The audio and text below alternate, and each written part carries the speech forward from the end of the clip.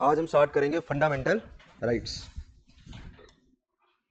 Fundamental rights start करने से पहले हम समझेंगे what are basically rights, what kind of rights are fundamental in nature. There are different types of rights also. There are constitutional rights, there are legal rights, there are natural rights. अंतर क्या है इन सब में? Fundamental rights जो हैं वो क्या ज़्यादा इंपॉर्टेंट हैं as compare to constitutional rights और as compare to legal rights, and what makes them fundamental in nature. First of all when I talk about what are rights, तो राइट्स है क्या? क्या लगता है आपको? What are rights according to you? हाँ जी Gaurav ji. There is a difference when I talk about rights and there is a difference when I talk about basic rights. तभी तो मैंने बोला फंडामेंटल में भी फर्क है, कॉन्स्टिट्यूशनल में भी फर्क है, लीगल में भी फर्क है. तो राइट्स क्या है? What are rights? Do you have any rights? आपके पास किस तरह के राइट्स हैं? What are rights? तो राइट्स आप कह रहे हो क्या है? एंटाइटलमेंट्स. क्या होती है एंटाइटलमेंट? एंटाइटलमेंट होती है कि राजा का बेटा राजा बनेगा. तो आप बताओ, are you entitled to become the civil services officer और civil servant? Are you entitled? You are not entitled. So rights क्या है? Rights can be considered as entitlements when nobody can take it from you. So when we talk about entitlements, तो कहीं ना कहीं यहां पर बात किसकी आती है? नेचुरल राइट्स की. तो राइट्स तो हैं, लेकिन एक पर्टिकुलर कैटेगरी के राइट्स है. एंटाइटलमेंट के अलावा क्या है राइट्स? What are rights? हाँ जी, आपको क्या लगता है क्या है rights? Rights are the claims, ठीक है, which can be claimed from anywhere. Society क्या, फैमिली क्या, गवर्नमेंट क्या, rights are the claims. Sometimes there are certain entitlements also. Technically speaking rights basically क्या है? They are the modern concept. ठीक है ना. पहले राइट्स की बात नहीं होती थी. क्यों नहीं होती थी? पहले मोनार्की होती थी. ठीक है, मोनार्की होगी या एरिस्टोक्रेसी होगी, तो वहां पर राइट्स की क्या बात होगी? ठीक है. राइट्स का जो फंडा है बेसिकली ये स्टार्ट कैसे हुआ? With the evolution of the nation state. तो राइट्स की जब हम बात करते हैं तो राइट्स बेसिकली डिपेंड करते हैं कि आप किस तरह के एडमिनिस्ट्रेशन में, किस तरह की सरकार या पॉलिटिकल सिस्टम में आप रह रहे हो. अगर आप मोनार्की में हो या अगर आप डिक्टेटरशिप में हो नॉर्थ कोरिया में, तो आपके पास राइट्स हैं? आपके पास किसी भी तरह के राइट्स नहीं है. तो राइट्स क्या है basically? Rights are basically the claims. It is better to say them claims rather than entitlements. Reason being, because whatever rights you are being given, they can be taken away or they can be put upon to certain reasonable restrictions. Entitlement में ऐसा नहीं होगा. Now there has been one human rights scholar, Karel Vasak. 1979 में इन्होंने एक theory दी where he has talked about the three generation of rights.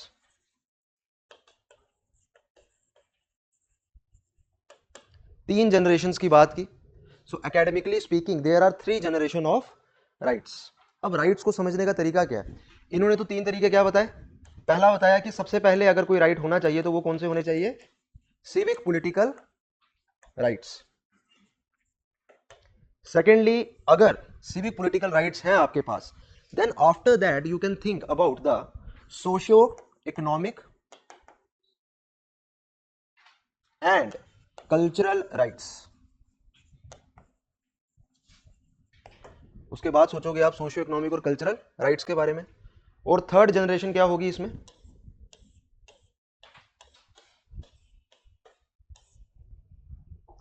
Third generation है इसमें collective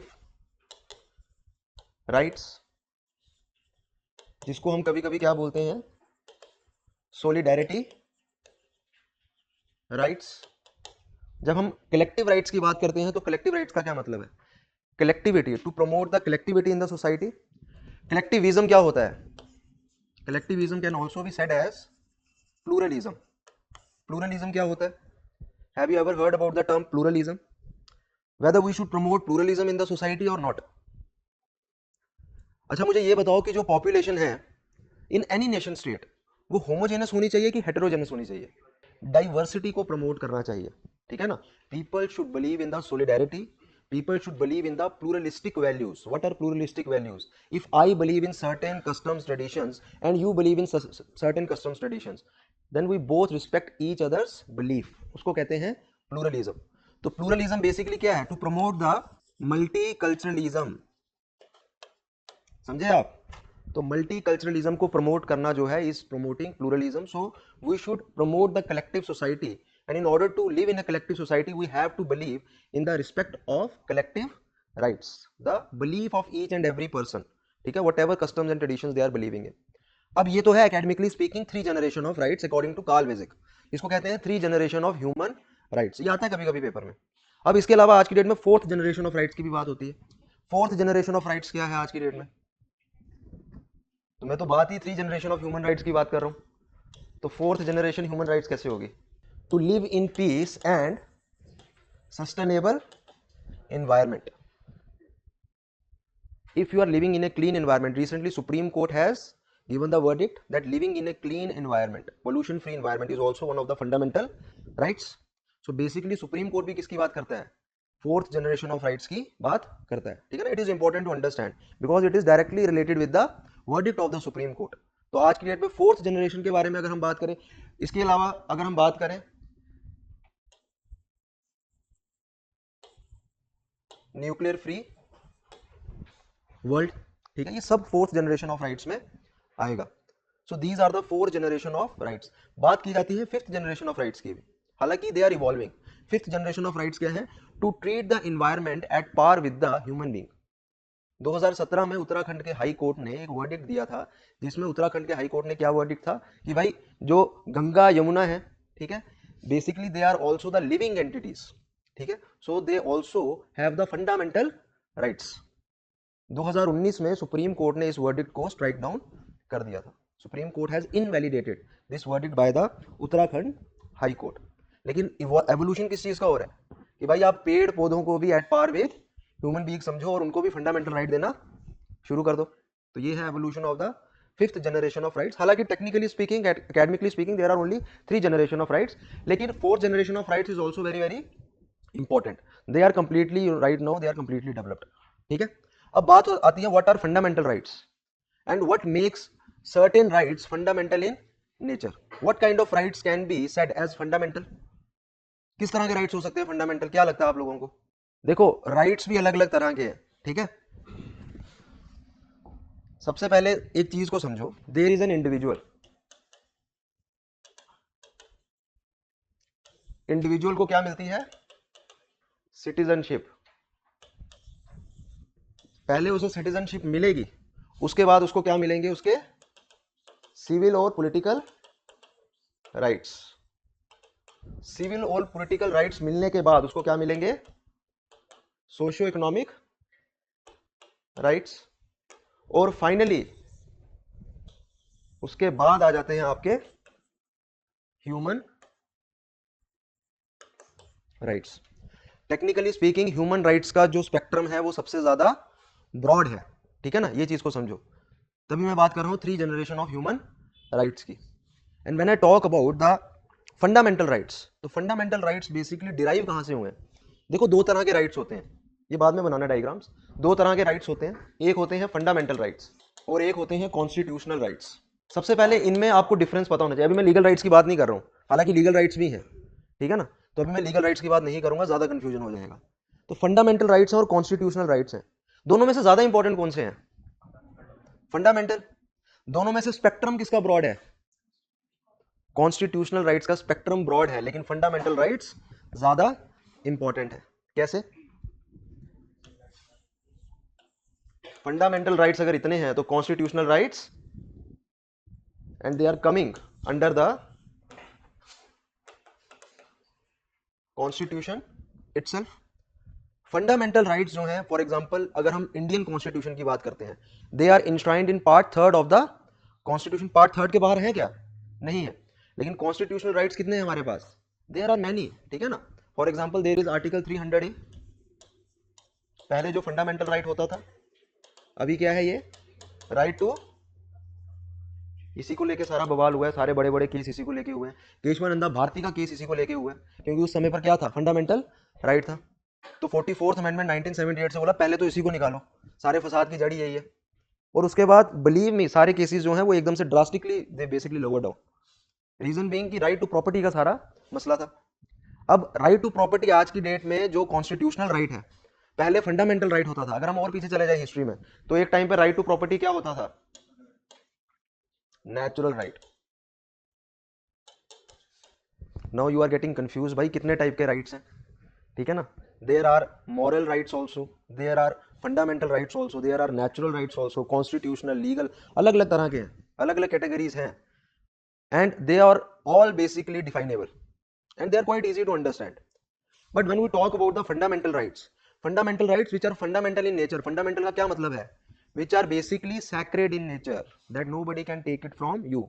And when I'm talking about fundamental rights, I'm not talking from the Indian constitution perspective, I'm talking from the generic perspective कि fundamental in nature कुछ basic rights जो होते हैं, basic rights क्या है, to develop your personality, आपको कोई liberty चाहिए एक सर्टेन अमाउंट की, सर्टेन अमाउंट के आपको सिविक पॉलिटिकल राइट्स चाहिए जिसके बिना आप अपनी जिंदगी व्यतीत नहीं कर सकते हो, those rights are fundamental in nature. No fundamental rights are derived from the natural rights. और जब हम नेचुरल राइट्स की बात करते हैं तो नेचुरल राइट्स की हिस्ट्री जो है it goes back to the 17th century era और कॉमन एरा, ठीक है। 17th सेंचुरी में पीछे अगर चले जाएं तो इंग्लैंड के एक जाने माने स्कॉलर होते थे जिनका नाम था जॉन लॉक। सुना है किसी ने नाम apart from the PSIR optional?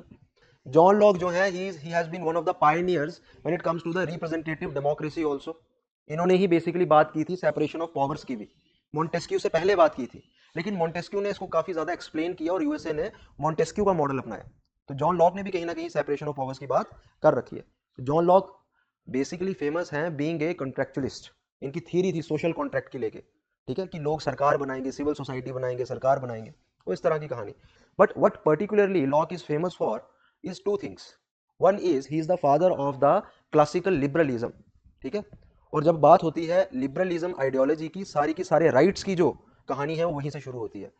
And the reason he is considered as the father of classical liberalism because he talks about the natural rights. And there are three natural rights. तीन है natural rights: right to life, liberty and property. ये तीन natural rights हैं according to John Locke. Natural rights का क्या मतलब है? Now they are the entitlements, ठीक है ना। They are inalienable rights. They are non-transferable rights. Nobody can take it from you. You cannot give these rights to anyone also. ठीक है ना, चाहे कोई भी हो, कोई भी अथॉरिटी है, बड़ी से बड़ी अथॉरिटी है, ये राइट्स आपसे कोई नहीं ले सकता है।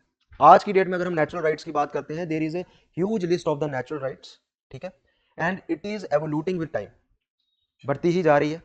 हम फंडामेंटल राइट्स की अगर बात करते हैं, the fundamental rights whether they are of the Indian constitution और whether they are of the US constitution, bill of rights है जो जहां पर, तो कहीं ना कहीं नेचुरल राइट से ये क्या किए गए हैं, डिराइव किए गए हैं। अब अगर मैं बात करता हूं fundamental rights of the Indian constitution, पहले कितने होते थे? पहले थे 7, अभी कितने हैं? 6। So there are total 6 fundamental rights from article 14 to article 32, ठीक है। अब इसके अलावा जो 5 आर्टिकल हैं वो भी हैं, आर्टिकल 12, आर्टिकल 13 और 33 से लेके 35 तक, they are also included in part 3 of the constitution. लेकिन ये फंडामेंटल राइट्स नहीं है, ठीक है, हालांकि ये पार्ट 3 का एक इंपॉर्टेंट हिस्सा है, ठीक है। So when we are talking about the fundamental rights, there are only 6 fundamental rights और technically 6 categories of the fundamental rights. क्या नेचुरल राइट्स सिर्फ 6 हैं? 6 नहीं है, ठीक है ना, there is a very long list of the natural rights. तो अगर हम टेक्निकलिटी की बात करें, all fundamental rights are natural rights, but whether all natural rights are fundamental rights? No, as per the Indian constitution all natural rights are not fundamental rights, but all fundamental rights are natural rights. तो ज्यादा बड़ा ambit किसका हुआ? Umbrella term जो है, umbrella terminology जो है वो क्या है? Natural rights. और नेचुरल राइट्स के बेसिस पे नेचुरल जस्टिस के नॉर्म्स भी हैं जो इंडियन कॉन्स्टिट्यूशन, इंडियन जुडिशरी जो है उस पर बेसिकली फंक्शन करती है, ठीक है। हम उसकी भी बात करेंगे जैसे जैसे हम फंडामेंटल राइट्स आगे डिस्कस करेंगे। Now fundamental rights are derived from the natural rights. तो natural rights are inalienable rights, so कहीं ना कहीं कोडिफाइड है कि नहीं है? नहीं है, ठीक है ना। But when we talk about the constitutional rights, तो कॉन्स्टिट्यूशनल राइट्स कहां से डिराइव हुए हैं? ऑब्वियसली फ्रॉम द हिस्ट्री, ठीक है ना, somewhere from the history at some point something has been made. क्या था? एक पर्टिकुलर चीज है जिसको क्या बोला जाता है? Great charter. किसको बोला जाता है great charter? Magna Carta of 1250। तो मैग्ना कार्टा ऑफ 1215 जो है basically from there the fundamental rights have been derive, constitutional rights have been derive. फिर चाहे वो यूएस का कॉन्स्टिट्यूशन हो या फिर इंडियन कॉन्स्टिट्यूशन हो, सोर्स क्या है? Magna Carta. One of the oldest और the oldest codified constitution is US constitution, codified, ठीक है ना। हालांकि ओल्डेस्ट कॉन्स्टिट्यूशन किसको कंसीडर किया जाता है? मैग्ना कार्टा को, लेकिन कोडिफाइड क्या है? यूएस कॉन्स्टिट्यूशन है, ठीक है ना। तो यूएस कॉन्स्टिट्यूशन में भी किसकी बात होती है? बिल ऑफ राइट्स की बात होती है। Similarly there is the fundamental rights concept in the Indian constitution. So this is the difference between the fundamental rights and the constitutional rights. Now what are legal rights? अब legal rights क्या होते हैं फिर, and how they are different from the constitutional and fundamental rights? By given by some, हाँ बोल सकते हो, given by some authority, but जरूरी नहीं है they are not mentioned in the constitution. For example, there is directive principles of state policy in part 4 of the constitution. Now they are non-justiciable in nature, they cannot be enforced in the or by the court of law, but based upon the DPSP, if the government enacts or makes some kind of law, तो उसको क्या बोला जाएगा? Under that law there will be the legal rights, ठीक है। तो अब क्या हुआ कॉन्स्टिट्यूशन का पार्ट ही नहीं हुआ, अब हो गया। तो आप क्या लिख रहे हो, आप क्या बोल रहे हो, आपको सोचना पड़ेगा, ठीक है ना। ऐसा नहीं है कि कुछ भी बोल दिया। This is the technicality if you want to understand. Now apart from these things, ये जो सारी चीजें हैं, लीगल राइट्स हो गए या natural rights, fundamental rights, constitutional rights, ठीक है ना। अब बात करते हैं हम लॉज की, ठीक है ना। There are certain different types of laws based upon which we derive the kind of different categories of rights. जैसे कि अगर हम नेचुरल राइट्स की बात करते हैं तो हम नेचुरल लॉ की भी तो बात करते हैं, और जब नेचुरल लॉ की बात करते हैं तो natural law is based upon 3 principles, ठीक है ना। तो उसमें क्या है? 3 प्रिंसिपल्स, एक है आपका हेयरिंग रूल, एक है आपका बायस रूल, एक है आपका रैशनल डिसीजन। अगर मैं बुक के पर्सपेक्टिव में बात करूं, there are 6 guiding principles of the natural justice. Similarly when we talk about the fundamental rights, so there are also some fundamental laws also, और वो जो लॉज हैं वो they are the provisions of the constitution from article 14 to article 32 of the constitution. So similarly, there are moral rights also, which are based upon the moral laws. The rights which are based upon morality. Now they are the unsaid, unwritten rights. ठीक है ना, कहीं mentioned नहीं है। From time to time, वो कैसे society से derive होते हैं, ठीक है ना। So you need to understand there are different aspects. And with time, the laws, the nature of the laws also got basically evoluted. किस तरह से? पहले क्या होता था? पहले क्या हमेशा से there are basically different categories of laws, ठीक है। There are religious laws, there are customary laws, then there is the natural law, and then there is the positive और लीगल लॉ। तो अगर हम लीगल लॉ की बात करते हैं तो कॉन्स्टिट्यूशन तो काफी टाइम से चलता आ रहा है, तो लीगल लॉ भी है, लेकिन मॉडर्न टर्म्स में हम जो राइट्स की बात करते हैं तो लीगल जो लीगैलिटी है, द पॉजिटिव लॉ जिसको बोला जाता है, basically it started with the treaty of Westphalia. That's why it's a modern concept. क्योंकि राइट्स का कंसेप्ट तभी इवॉल्व हुआ था जब नेशन स्टेट का कंसेप्ट इवॉल्व हुआ था, जब डेमोक्रेसी का कंसेप्ट जो था वो इवॉल्व एक्चुअल में हुआ था। हालांकि डेमोक्रेसी जो थी in the ancient Greek civilization भी थी, but it was in a limited manner. तो वाइड स्प्रेड जो थी it started with the 17th century. That's why when we talk about the natural rights और we talk about the fundamental rights, मतलब basic rights, ठीक है ना। तो basic rights का मतलब है मॉडर्न कंसेप्ट जो है वो स्टार्ट कहां से हुआ? 17th सेंचुरी से, ठीक है, with the philosophy of John Locke. समझे आप? Now talking about the nature of the fundamental rights of the Indian constitution, they are the basically they are the rights against the arbitrary action of the state. पर ऐसा जरूरी है क्या? ऐसा जरूरी नहीं है। when we talk about the nature of the fundamental rights as per the Indian constitution, they are having both positive as well as negative injunctions. अब injunction क्या होता है? what is an injunction?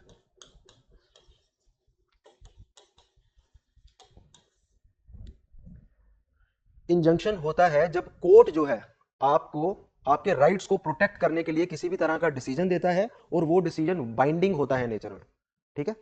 तो इंजंक्शन क्या हुई? Decision given by court of binding, decision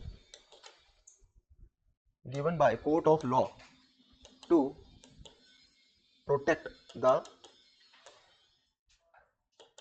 rights of the individual. And when I talk about the fundamental rights, they are having both negative injunction, nature of negative injunction, and nature of positive injunction. अब negative injunction क्या होती है? What is negative injunction? अगर state किसी तरह का law जो है वो पास करता है, स्टेट भी अथॉरिटी है, लेकिन वो आपके हित में नहीं है, तो आपको बचाने कौन आएगा? जुडिशरी. तो वो क्या होगा? नेगेटिव इंजंक्शन होगा. स्टेट को रोका जा रहा है कुछ करने से क्योंकि somehow somewhere it is getting in conflict with your personal interests, it is violating और it is breaching your fundamental right. तो आर्टिकल 13 ऑफ द कॉन्स्टिट्यूशन क्या कहता है? आर्टिकल 13 ऑफ द कॉन्स्टिट्यूशन कहता है कि किसी भी तरह का जो है लॉ बनाया जाता है अगर and it comes in contravention with the fundamental rights, part 3 of the constitution, then that particular law will be considered as null and void. मतलब वो क्या हो जाएगा? शून्य हो जाएगा. That will be striked down by the court. So that is the negative injunction. Then what is the positive injunction? Negative injunction क्या है? नेगेटिव इंजंक्शन है जब आप स्टेट को रोक रहे हो to enact any kind of law which comes in conflict with your fundamental rights, for example. तो पॉजिटिव इंजंक्शन क्या है? यहां पर स्टेट को बेसिकली क्या किया जा रहा है? रोका जा रहा है. यहां पर किसको रोका जाएगा? प्राइवेट इंडिविजुअल को भी रोका जाएगा. So instead of reservation you can say discrimination. ठीक है ना? So if certain sort of discrimination is happening on the grounds of a, for example, untouchability, ठीक है, or on the basis of caste, religion, creed, sex. So when we talk about the positive injunction, here state basically plays a positive role because state comes into the rescue of the individual. जाओगे कहाँ? Government authorities के पास जाओगे ना, या सीधे judiciary ही जाओगे? ठीक है, आप गवर्नमेंट अथॉरिटीज के पास भी जा सकते हो. Law enforcements are also there. So here there is the positive injunction also, or there can be certain, for example, under article 32 of the constitution there is the writ of mandamus. हम पढ़ेंगे आगे. तो उसमें क्या है? Judiciary क्या बोलती है? I command to you. ठीक है ना? तो to command क्या? To command the executive or the legislature to fulfill particular enactment or particular official duty. तो कहीं ना कहीं कर कौन रहा है? स्टेट ही कर रही है, अथॉरिटीज कर रही है. समझे आप? So when we talk about the fundamental rights, they are also having the nature of positive as well as negative. अगर हम यूएसए की बात करते हैं, वहां पर क्या है? सिर्फ और सिर्फ नेगेटिव इंजंक्शन है, वहां पर पॉजिटिव इंजंक्शंस नहीं है. So the fundamental rights as per the Indian constitution are little exceptional. Also when we talk about the nature of the fundamental rights, the Indian constitution basically provides us fundamental rights which are not sacred or not sacrosanct in nature. This is one of the characteristics of the fundamental rights. तो जब मैं बोलता हूं fundamental rights not sacred और not sacrosanct, क्या मतलब है इसका? मतलब क्या होता है इसका not sacred का? They are not. Why they are not absolute in nature? Because there are always reasonable restrictions. सिर्फ यही रीजन है या और भी रीजन है? ये तो चलो सबको पता है, रीजनेबल रिस्ट्रिक्शन है, that's why they are not sacrosanct in nature. इसके अलावा और क्या है? आर्टिकल 368, हाँ इमरजेंसी भी है. आर्टिकल 368 पार्लियामेंट को एम्पावर करता है to amend the fundamental rights. ठीक है, as far as they are not basically violating the basic structure of the constitution. ठीक है ना? सो पार्लियामेंट फंडामेंटल राइट्स को ले भी तो सकता है. For example article 31 of the constitution क्या कर दिया इन्होंने? ओमिट कर दिया और उसको फंडामेंटल से क्या बना दिया? कॉन्स्टिट्यूशनल राइट बना दिया. So they are not absolute in nature. That's why when I say fundamental rights, तो fundamental rights are not the entitlements. Fundamental rights are the claims of the citizens against the state. समझे आप? ये है fundamental rights.